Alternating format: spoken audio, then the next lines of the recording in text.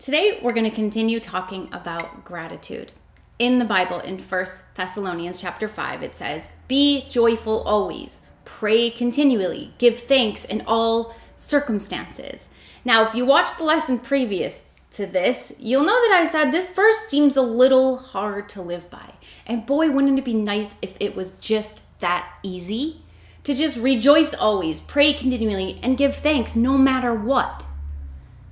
I'm here to tell you that this verse isn't as hard as it seems.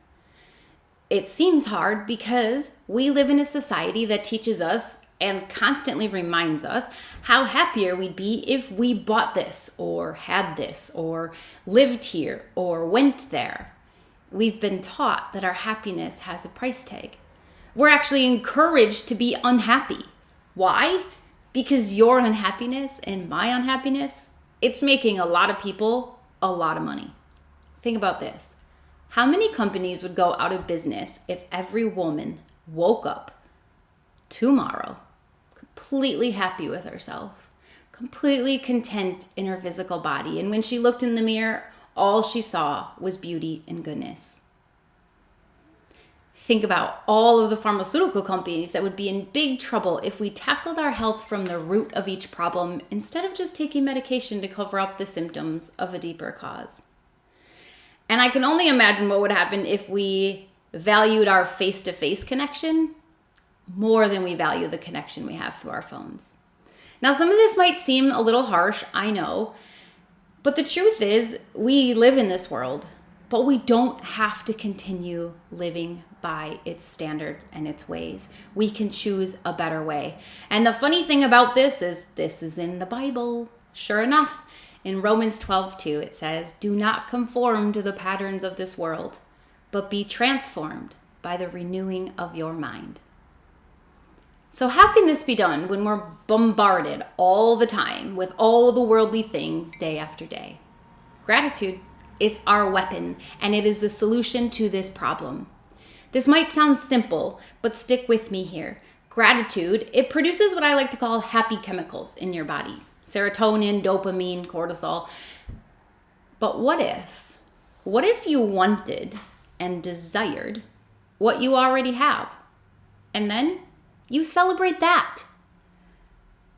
Be thankful for the big things, but most importantly, remember to be thankful for the small ones. It becomes about being present right here and right now and giving yourself credit and recognition for how far you've come. This is where happiness is found. This is how we can live a life of true joy. And it happens all within yourself. And this is when this verse from 1 Thessalonians, it can actually be easy. Where we can be joyful always, we can pray continually, and we can give thanks in all circumstances. Because when you actually live in a state of gratitude, you no longer are enticed by if this happens or when that happens. And the best news is, it's totally free. It's not even going to cost you a single penny. Because when our inner worlds and our outer worlds get in sync, it might seem like magic, but it's actually science. You know, there have been thousands of studies on the effectiveness of gratitude and how it impacts lives. And I'm pretty sure you're not interested in the specifics, but I encourage you to look into a few of these studies. And just for your own confirmation, I'll link a few in the comments if you want to check them out. But here's a little summary for you.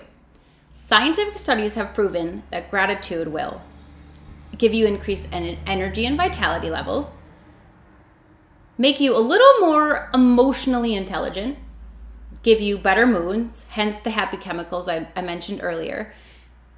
It'll allow you to forgive others easily, more easily than you can right now. Less anxiety or depression. Your relationships will get better. Your sleep's going to get better. You'll have less inflammation, fewer headaches, less physical fatigue. And most of all, you might actually be content with your life. Now, if someone offered you a pill that promised to deliver all these results, I would take it in a second, wouldn't you?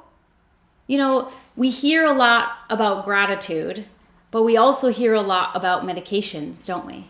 And take this and you'll be happy. Do this and you'll be happy. One thing you have to remember, gratitude, the business of gratitude, doesn't make anyone any money.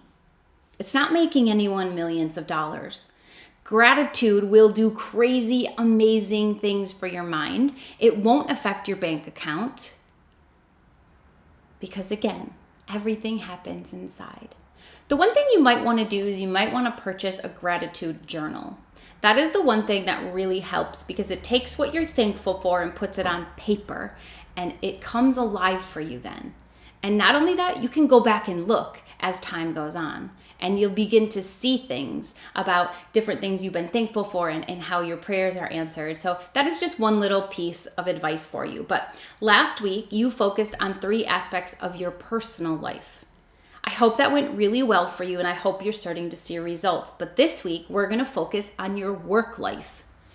Now, if you spend upwards of 40 hours a week working, which a lot of us do, this step is very important, especially if you really dislike your work environment. Because here's the thing, even if you hate it, there is something you can be grateful for. This is necessary, this work life is necessary to include in your gratitude practice because a lot of us really underestimate how much our work affects other areas of our life because we're spending so many hours every week there. Your work brings you blessings. That's a fact. Maybe you just haven't focused on them yet. So, here's what I want you to do.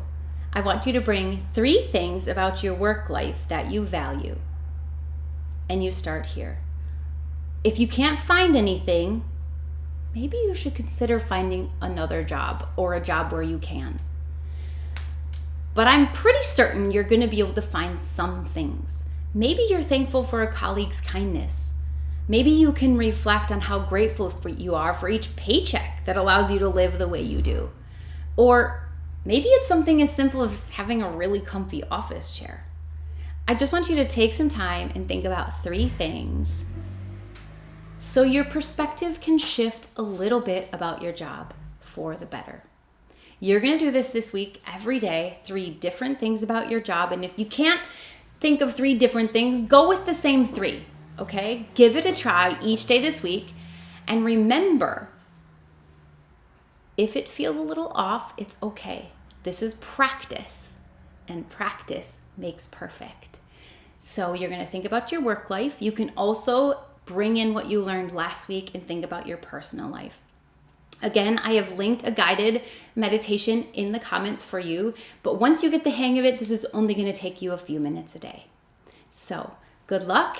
And I can't wait to hear how it goes. See you next time.